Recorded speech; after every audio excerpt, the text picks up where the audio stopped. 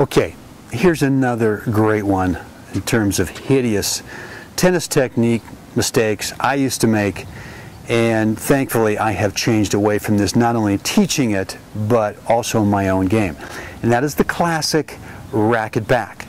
Okay, so if we think about, well, what's the reason for racket back? Well, it's trying to get your racket ready, right?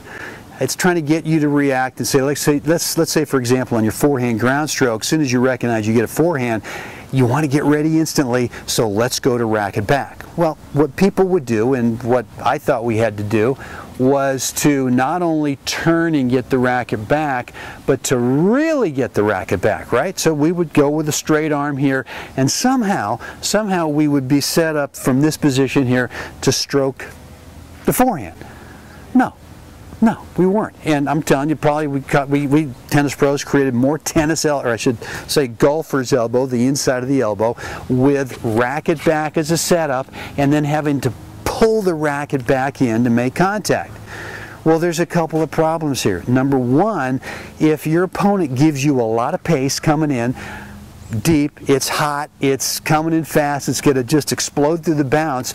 If your first reaction is racket back, now you've got the racket so far away from that point of contact that if you now all of a sudden it's time to go, you've got to quickly bring it back in. So you've now created racket speed coming back into this contact point, and you've got this opposite force, which is this heat-seeking missile from your opponent, and when the two of them collide, it's just an explosion that very, very few players could control.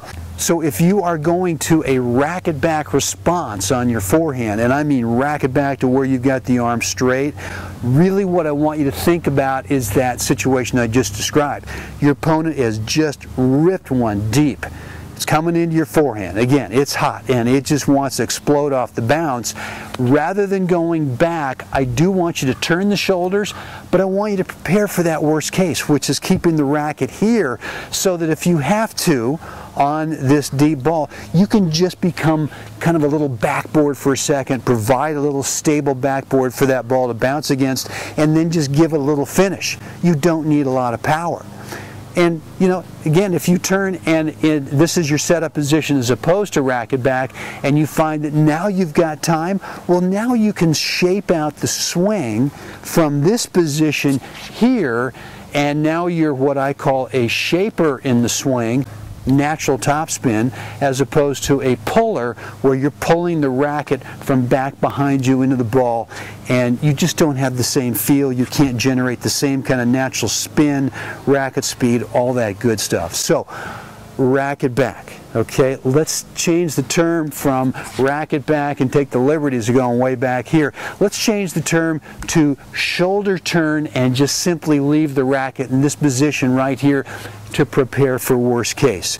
If you get worst case, then you're set. If you don't get worst case, then again, you've got time to shape out that swing and be able to play a good controlled forehand. All right, I apologize. If I ever taught you racket back, man, I owe you big time. I'm sorry. Hope this has helped. Any questions right below this video? Have a great day.